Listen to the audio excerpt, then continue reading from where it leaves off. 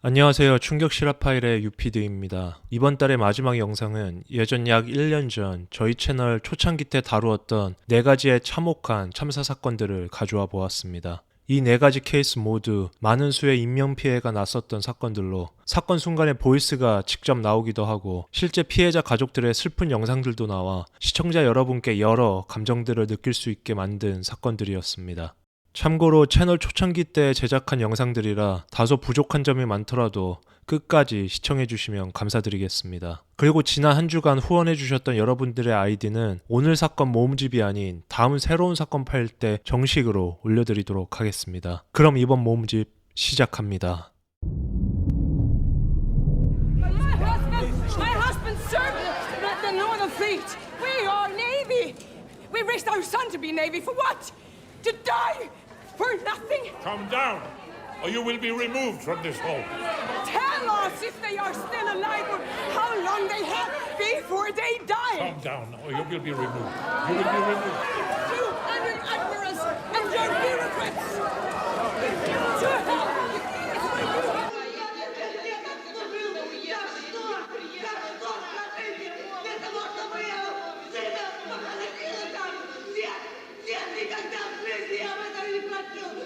Снимайте погоны, вы за свои погоны боитесь. Снимайте их сейчас. Лучше сейчас расстреливайтесь сами.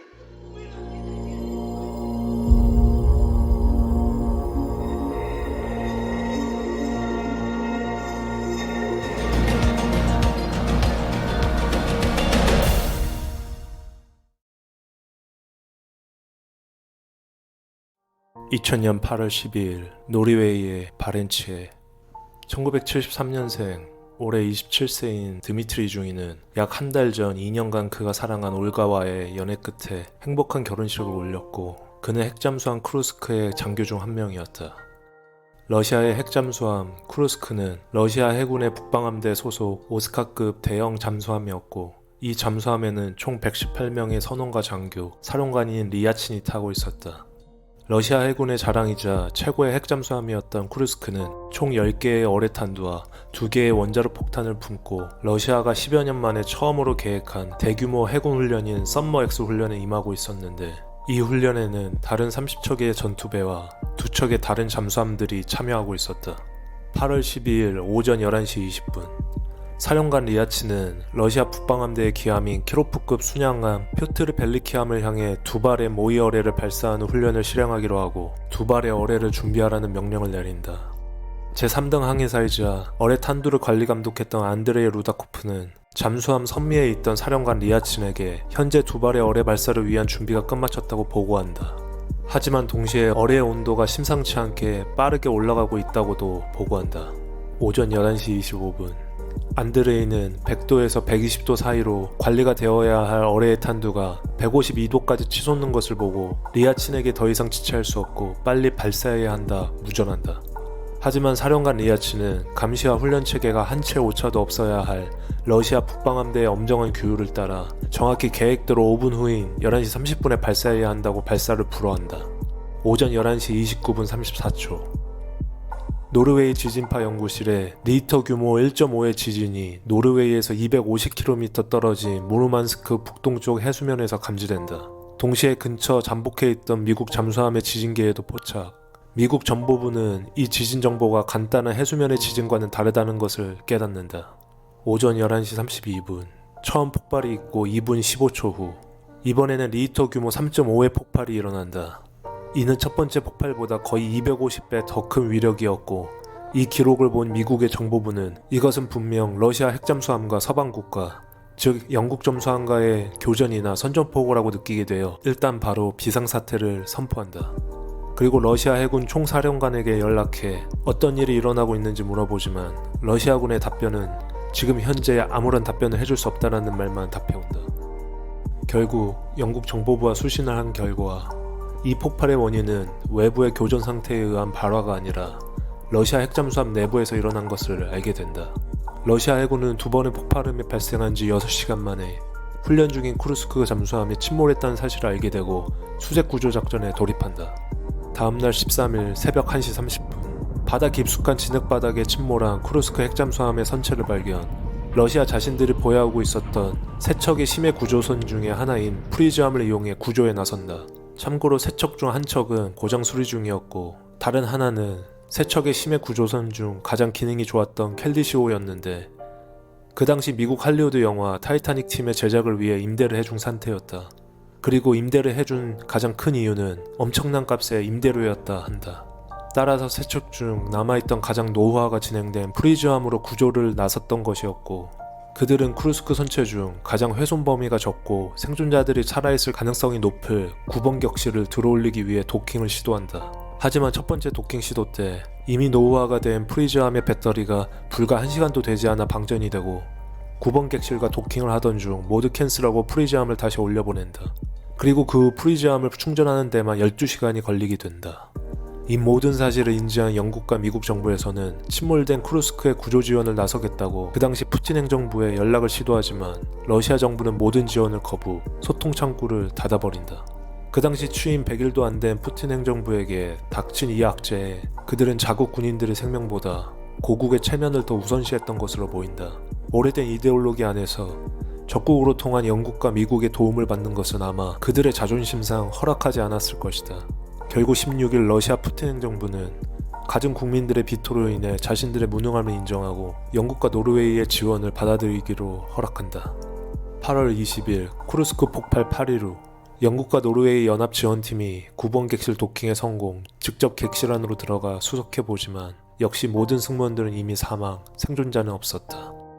다음날 8월 21일 러시아 해군은 공식적으로 크루스크 핵잠수함의 침몰로 인해 총 118명의 선원과 장교들 전부 사망했다 발표한다. 그렇다면 어떠한 이유로 러시아 해군의 자존심이었던 핵잠수함 크루스크에 커다란 구멍이 나고 침몰, 118명이 사망했던 것일까?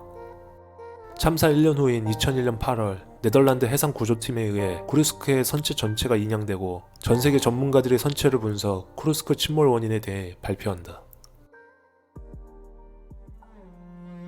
2000년 8월 12일 오전 11시 28분 27초 훈련에 쓰일 어뢰 중 한 개에서 미세한 과산화수소 노출이 일어난다. 과산화수소는 구리와 같은 특정 금속과 접촉하면 추가적인 산소 원자를 방출하려고 반응이 빠르고 격렬해지며 엄청난 양의 열을 발생하게 되는데 어뢰 발색안 제작에 사용된 황동과 청동에서 누출된 과산화수소가 만나 화학 반응이 일어난 것으로 보고 있다. 그리고 길이 11m, 무게 5톤의 어뢰는 엄청난 고열로 인해 폭발하고 TNT 100kg에 해당하는 위력으로 작은 지진의 크기인 리히터 1.5를 기록한다.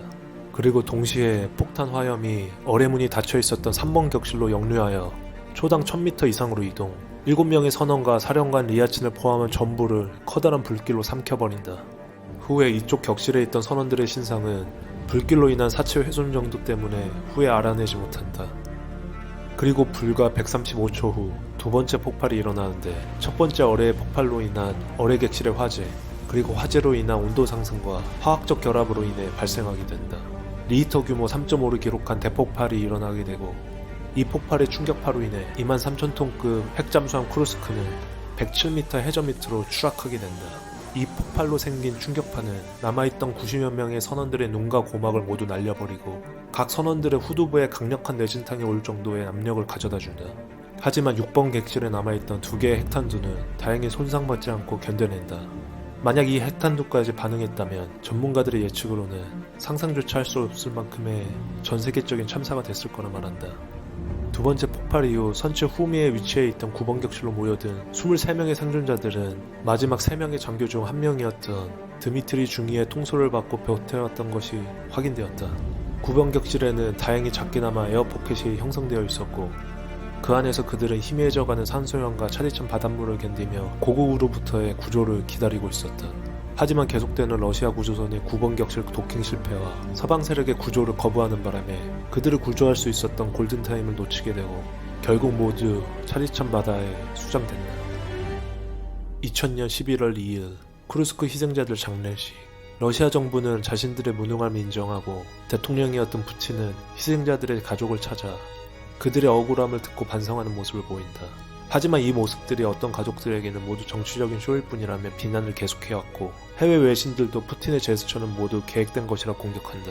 후에 사실로 밝혀진 것은 크루스크가 침몰된 8월 12일부터 14일까지 해군의 보고를 받은 푸틴은 자신의 별장에서 가족들과 계속해서 여름 휴가를 보냈던 것이 밝혀진다. 마지막으로 미국의 뉴욕포스트는 러시아 해군 장비의 노후화와 정부의 안일한 대처와 방식들이 118명의 무고한 군인들의 생명을 앗아간 것이라 보도 크루스크 사건을 끝마친다.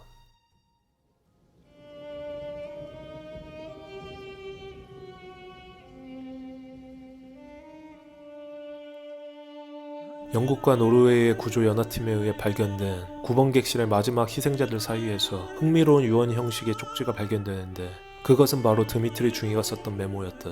그는 자신들이 폭발 후 최소 4시간 동안 살아있었다고 적혀있으며 생존자들의 명단을 모두 기록하고 있었다. 그리고 드미트리 중이의 꼼꼼한 성격과 군인 정신을 엿볼 수 있었는데 그는 쪽지의 상단과 초입에 자신들이 위치해 있던 방위각과 현재 시각을 모두 기록해 놓았던 것이다. 편지를 쓰기에는 너무 깜깜하지만 최소한의 감각으로나마 시도를 해본다. 우리가 살아남을 가능성은 별로 없어 보인다. 10에서 20% 정도일까? 누군가 이 글을 읽기만을 바란다. 우리는 여기 9번 객실에 있으며 지금 생존자들의 명단을 같이 첨부한다. 모두에게 마지막 인사를, 그리고 너무 절망하지 않기를. 드미트리 콜레스니코프. 그리고 마지막으로 그의 가족들에게 남겨놓은 5줄의 편지가 쓰여 있었는데 올리츠카 사랑해. 너무 슬퍼하지 말아요. 어머니에게 안부 전해주시오. 드미트리가. 2000년 8월 10일 3시 45분. 그리고 메시지 끝에 쓰여진 마지막 줄은 어둠 속에서 휘갈겨져 있었다. 사건 발생 3일 후인 8월 15일 러시아 해군기지에서 러시아 정부와 생존자 가족들의 면담이 있게 되는데 면담 도중 세르게이 틸리크소이의 어머니 나데지다는 그들의 무능함과 뻔뻔함에 소리를 지르고 고함을 치며 따진다. 그 면담에 나와있던 고위급 간부의 명령을 받은 간호장교 중 한 명은 몰래 그녀에게 의식을 잃게 할 수 있는 진정제 주사를 놓게 되고 이 장면은 고스란히 방송 카메라에 잡히게 된다. 그리고 틸리크소이의 어머니 나데지다는 들것에 실려 나가게 된다.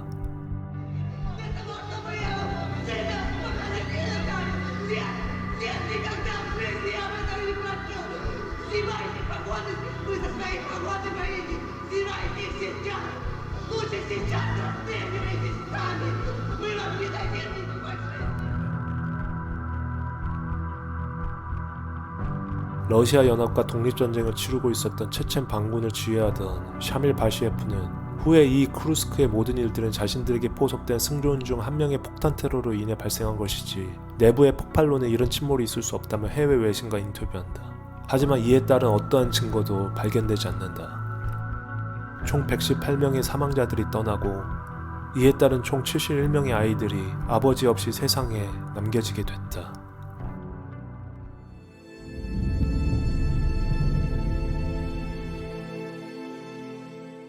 다음 사건 파일이 궁금하시다면 구독, 좋아요, 알림 설정 부탁드립니다.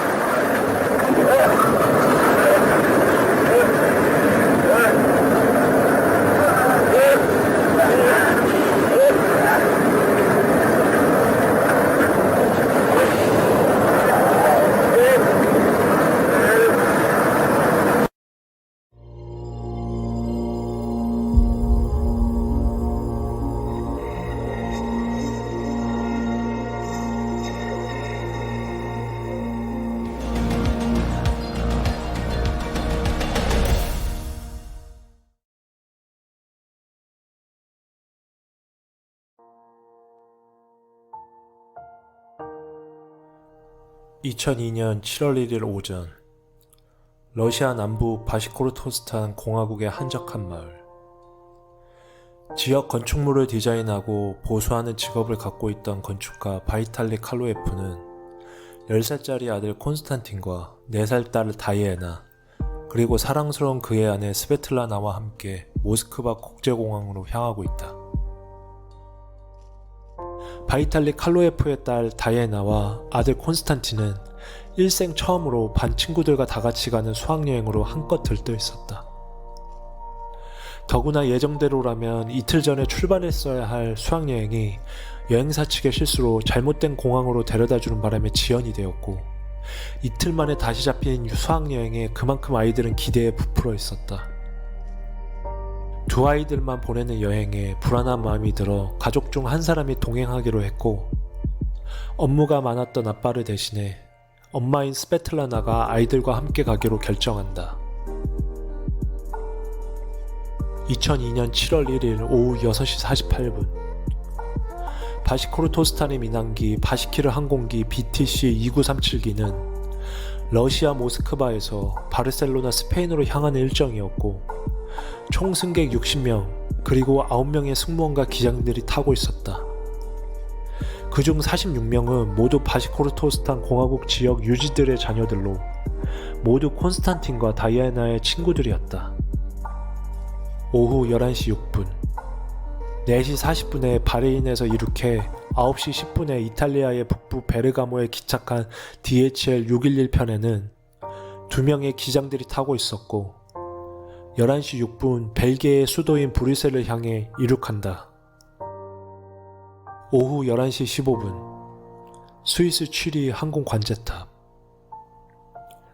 당시 그 구역에서 배치된 관제사는 여성 관제사, 남성 관제사 단 2명. 그중 덴마크 출신인 페테르 닐센은 항상 과도한 업무로 인한 스트레스에 심신이 지칠 대로 지쳐 있었다. 그날은 또 당시 취리의 항공 관제를 맡고 있던 스카이 가이드라는 스위스 국영회사의 레이더 점검이 있는 날이었고, 레이더 점검을 하는 동안에 레이더의 지연 현상은 감소할 수밖에 없었다. 오후 11시 34분 모두 평화롭고 한적하게 BTC-2937기에 타고 있던 아이들과 승객들은 편하게 벨트를 풀고 책을 읽거나 서로 잡담을 하고 일찍 잠이 든 아이들이 대다수였다.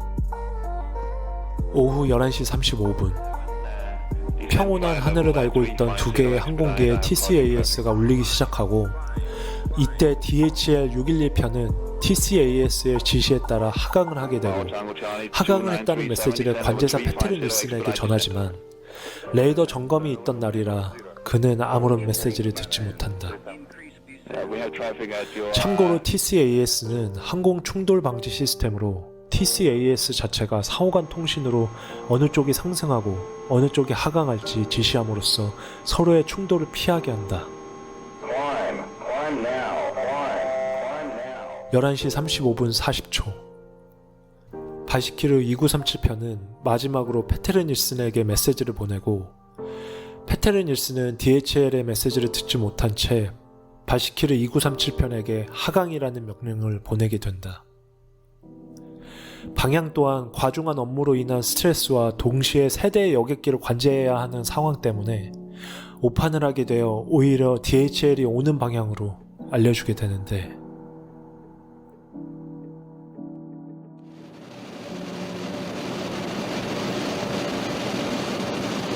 Yes, airborne full.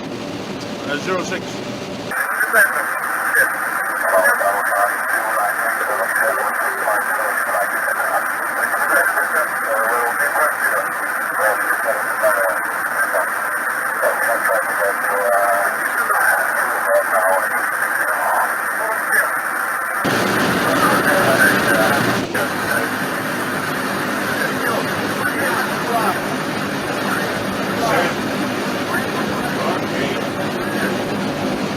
Stand hard.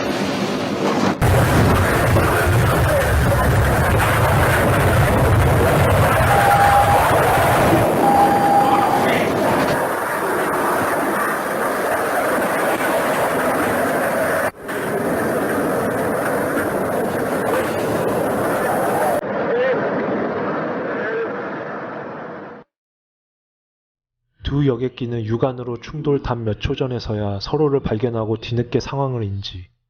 하지만 이미 대응할 시간은 사라진 후였다. DHL 611기의 수직꼬리 날개가 바시키르 2937기의 중간 동체 부분을 반으로 갈라버렸고, 동시에 그 수많은 아이들과 어린 승객들은 하늘로 내던져지게 된다.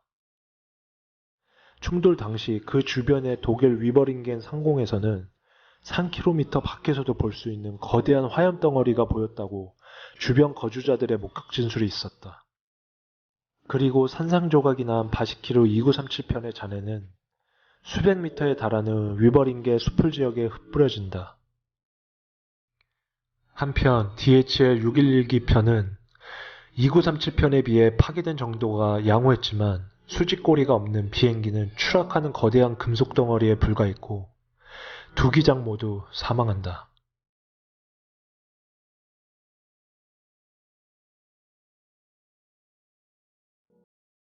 이 참사 이후 독일 연방항공조사위원회에서 보고서를 내는데 이 사고의 원인을 스카이 가이드라는 취리 국제공항의 관제권을 갖고 있는 회사의 과도한 인건비 절감, 그로 인한 적절한 인력 배치가 이루어지지 않았던 인사참사와 TCAS의 경보를 일반 관제사보다 하위로 취급하는 항공 시스템 절차에 의한 참사로 보고 있다.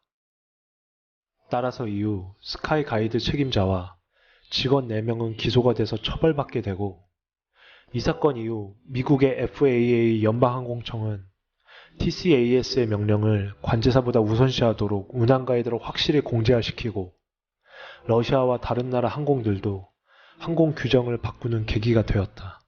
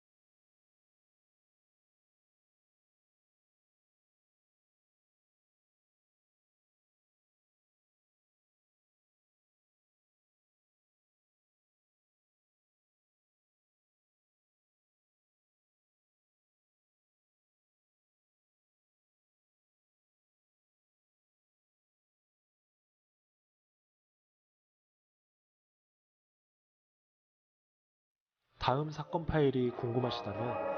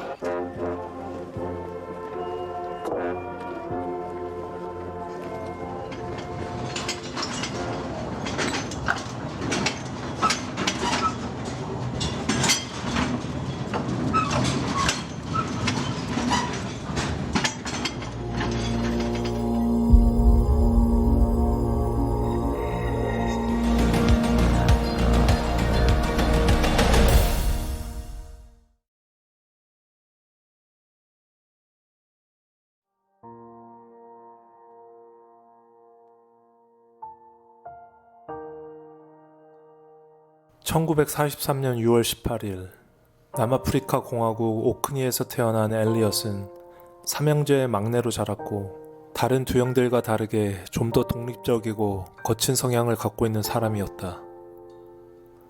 1994년 넬슨 만델라 대통령이 당선이 되고 채굴 산업과 관광 산업을 중점적으로 투자를 하기 시작한 시점에서 광산에 들어가 광부가 된다는 것은 체력적으로는 힘들지만 그 당시 정부에서 일할 수 있는 몇 안 되게 여러 대우를 받을 수 있는 곳이었다. 특히 몇몇의 불법 체류로 있었던 흑인 노동자들에게는 현금과 위험수당까지 받을 수 있는 곳이었기 때문에 광산에서 일한다는 것이 어느 정도 위험을 감수하고도 취직하고 싶은 곳이었다. 엘리엇 역시 다른 형제들과 틀리게 정부에서 일할 수 있다는 자부심과 많은 현금을 벌 수 있다는 소식에 그의 나이 20살부터 발리프 광산에 취직해 일하게 된다. 그가 태어난 남아공 오크니 지역은 나라 전체의 90% 이상의 금광을 채굴하는 곳으로 여러 광산 중 발리프 광산이 그중 가장 대규모였다. 1995년 5월 10일 오후 10시 엘리엇은 거대한 채광진에 소형 컨테이너 기차로 채굴된 광물들을 실어 나르는 로코 드라이버였다. 그는 총 8개의 갱도가 있었던 발리프에서 이번 갱도의 로코 드라이버였으며 하루에 8시간씩 오후 4시에서 12시까지 오늘도 마지막 밤근무를 하고 있었다. 이날도 평상시와 같이 광물을 채운 트레인을 운전하고 있었고 갱 안에 남은 약 105명의 다른 동료들과 함께 마지막 스케줄을 소화하고 있었다.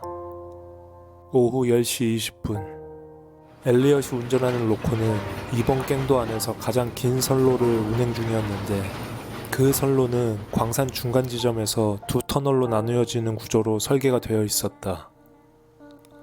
한쪽 터널은 광물들을 모아둔 갱으로 들어가는 정상 터널이었고 다른 한쪽은 로코가 들어갈 수 없게 울타리가 쳐져 있던 지하 약 4km 아래에서 일을 하고 있던 광산 노동자들이 이동하는 터널이었다.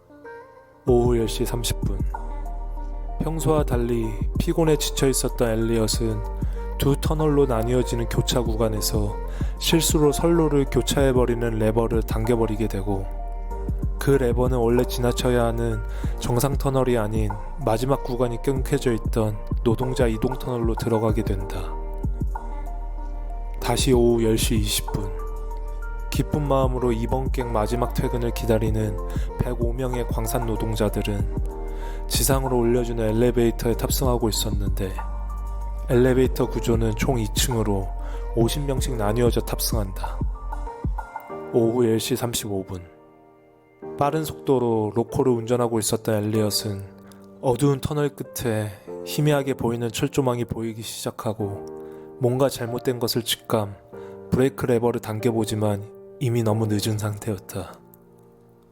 순간 앞 철조망과 충돌하기 직전 엘리엇은 힘차게 달리던 로코 좌측으로 뛰어내리고 동시에 철조망을 뚫고 날아간 로코는 마침 지하에서 올라오던 엘리베이터에 수직 충돌하고 만다. 로코의 무게는 총 12톤. 추락하는 가속도와 함께 올라오던 엘리베이터의 케이블을 끊어버리게 되고 동시에 105명을 싣고 있던 엘리베이터는 깊이 2.3km 아래로 수직 낙하하게 된다. 그리고 105명의 광산 노동자들의 사진은 한순간에 찢기고 분쇄되어 시신의 형체를 알아볼 수조차 없는 피웅덩이로 바뀌게 된다. 총 10m 높이에 가까운 엘리베이터는 추락한 후 약 50cm의 높이만이 남아있게 된다.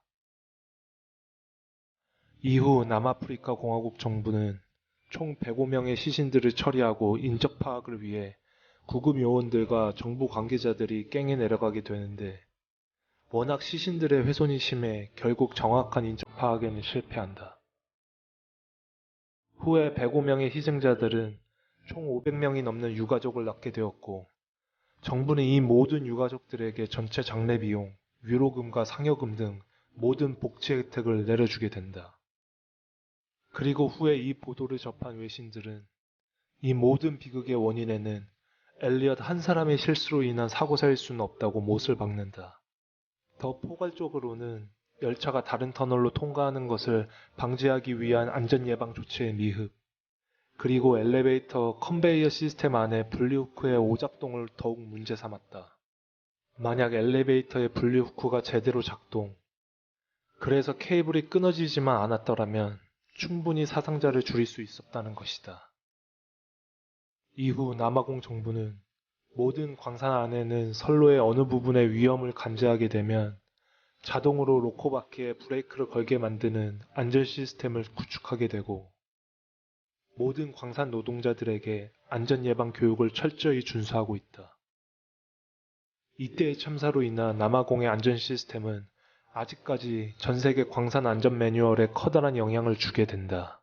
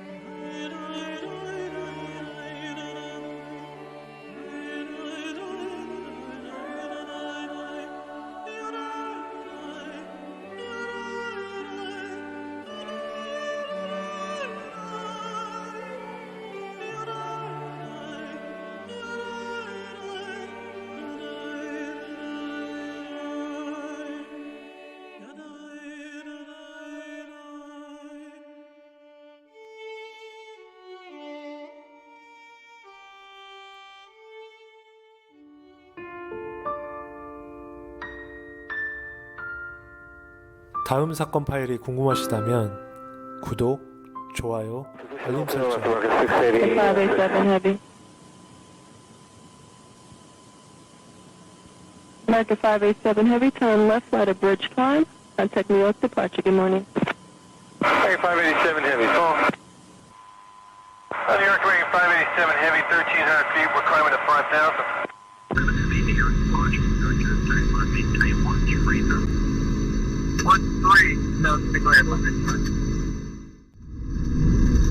American 587 Heavy, turn left, 15 degrees late. Hello, I'm here to American 587.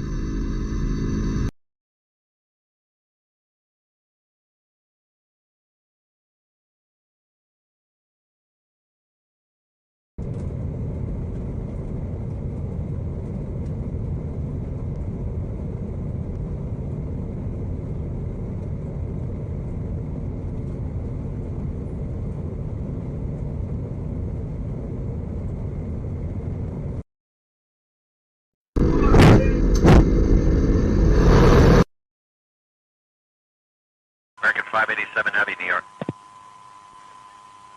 American 587, New York. American 686 Heavy, go ahead. Yeah, just to let you know, we saw a huge, tremendous amount of black smoke south of Long Island. We're turning to the south of it now. It's on the very southern portion of Long Island. American 686 Heavy, roger, thank you. 때로는 어떤 큰 비극이 누군가에게는 큰 행운이 되기도 하고 누군가에게는 돌이킬 수 없는 일로 끝나기도 한다.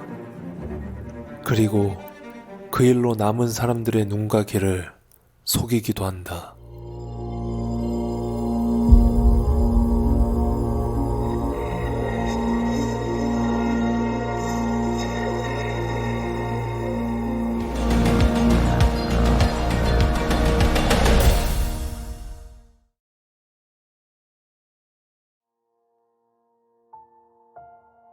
(2001년 11월 12일) 월요일 9.11 테러가 일어난 지 2개월밖에 지나지 않은 뉴욕 전체에 우울감이 깃든 시기, 아메리칸 에어라인 587편은 아침 8시 JFK 국제공항에서 도미니칸 공화국에 있는 산토도밍고 국제공항으로 가는 비행으로 예정되어 있었다.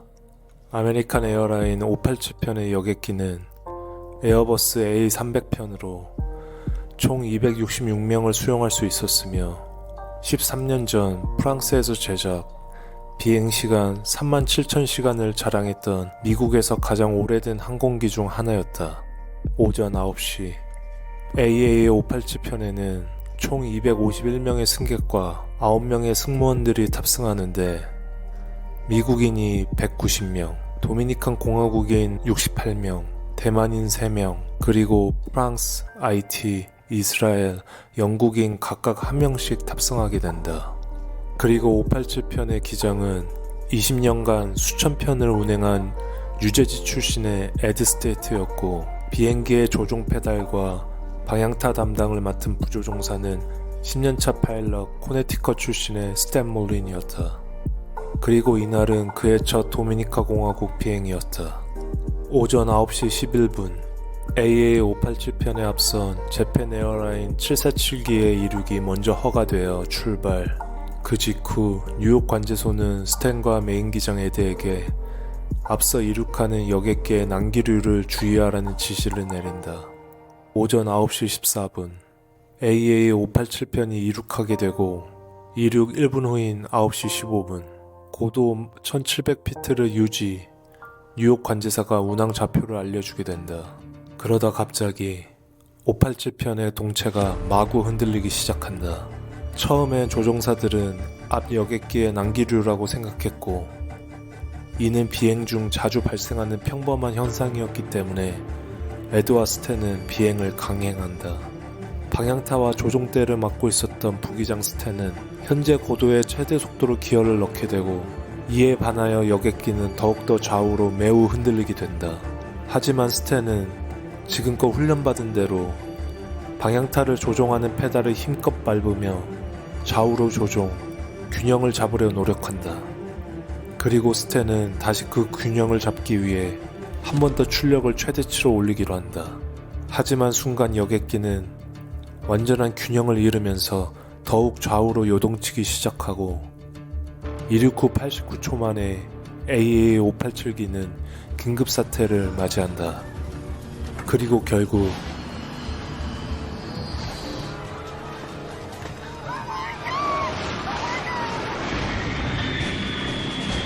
You alright? Yeah, I'm fine. Hang on to it. Hang on to it.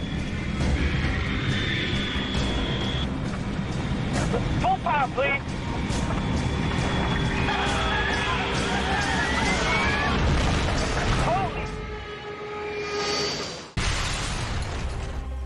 오전 9시 16분 15초 뉴욕 퀸즈의 뉴포트 애비뉴와 131번가의 교차로 앞 주택가로 추락한다.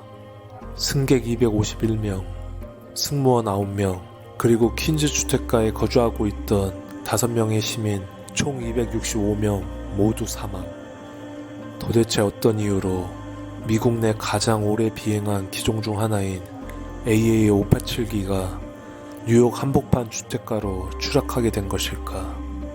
사고 3년 후 NTSB, 즉 미국 연방교통안전위원회에서는 AA-587기의 추락에 대한 원인 발표를 하게 되는데, 첫째로 AA-587기의 이륙 83초 후 부기장 스탠은 시속 470km로 나르는 130톤 무게의 여객기에 매우 과격한 방식으로 페달을 밟고 그에 따른 방향타를 5회나 조작, 결국 587기의 평과 안정감을 찾아주는 꼬리 날개를 떨어져 나가게 한다. 그리고 물론 이런 과격한 방식의 조종은 사고 1분 전 재팬 에어라인 747기의 난기류가 원인 제공을 했다고 보게 된다.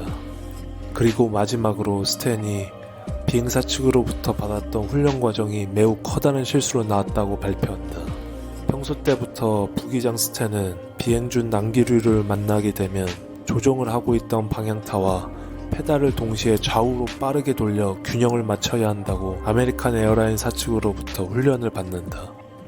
그렇기에 그는 방향타가 엄청나게 민감한 파트인 것을 몰랐고 결국 최대 거리로 가장 거칠게 방향타와 페달을 조작하게 된 것이다. 여객기는 심하게 흔들리고 결국 꼬리날개에 큰 부담을 주게 되어 동체와 꼬리날개를 연결시키는 6개의 러그가 떨어지게 된 것이었다. 그리고 동시에 바로 여객기는 추락하게 된다. 간단하게 축약하자면 부기장 스탠의 과도한 페달 조작, 그리고 앞서 이륙한 재팬 에어라인 747기의 난기류, 마지막으로 아메리칸 에어라인 비행사 측의 잘못된 교육 지침, 이 모든 3가지의 원인들이 이때의 참극을 낳았다고 결론 내리게 된다.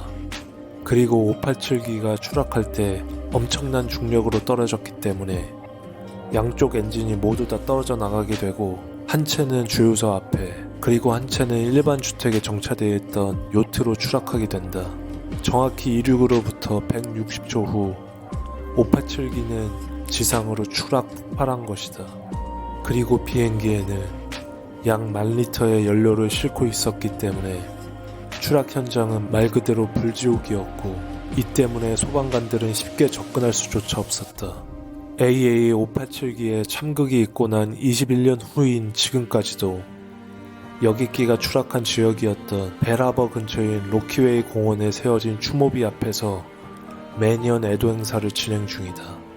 추모비에는 사망자들의 이름이 쓰여 있고 영어와 스페인어로 그 후에 나는 평화 말고는 아무것도 필요하지 않다 라는 글귀가 쓰여져 있다.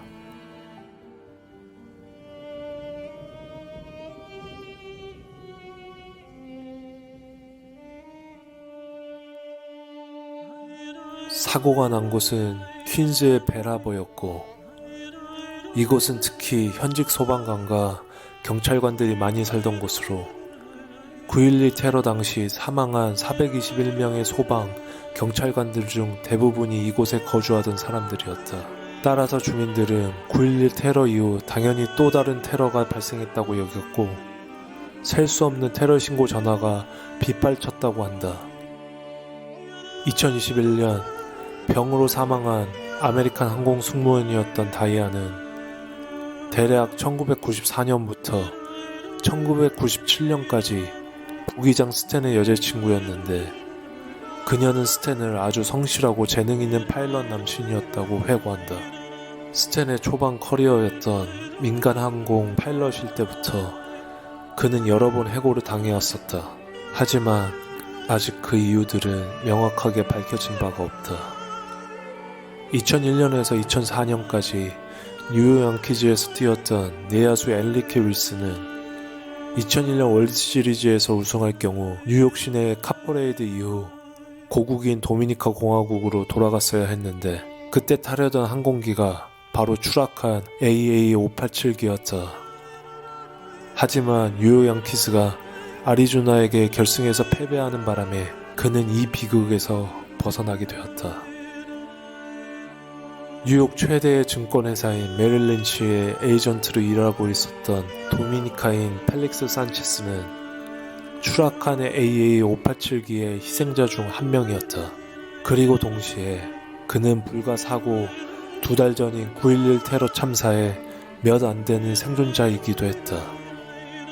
이 사건 직후 미국, 캐나다, 도미니카 공화국을 중심으로 유럽 산하에서 일하고 있는 아프리카 국제개발은행에서 무차별적으로 이메일과 서신이 날라오는데 중심 내용은 AA587기의 희생자 대만인 데이비드 첸은 나이지리아의 오일 사업을 하는 CEO였고 그의 죽음으로 그의 나이지리아 계좌에 있었던 하나로 300억 원의 현금이 묶여버렸다는 내용이었다. 그리고 이 현금이 그의 가족들을 찾지 못하게 될 경우 나이지리아 국가로 기소, 서아프리카의 피비린내 나는 내전, 무기 구입에 이용될 가능성이 있으니 잠시만 당신의 계좌에 이 현금들을 맡아달라는 내용의 서신이었다.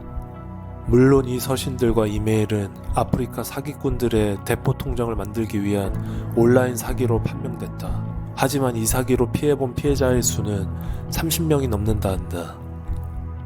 사고 발생 21년 후인 지금까지도 비행 제조사인 에어버스와 비행 운행사인 아메리칸 항공은 서로 책임을 떠넘기며 분쟁을 이어가고 있다.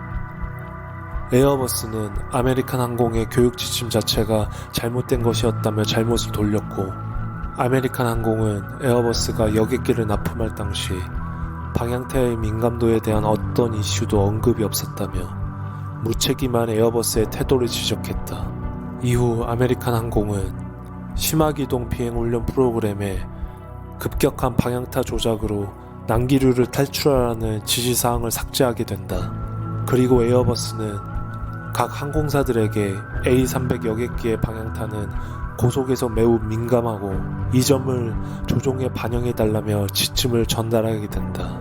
하지만 결국 AA587 기종인 A300 여객기는 2009년 8월 24일 비행을 마지막으로 전체 항공사에서 사라지게 된다.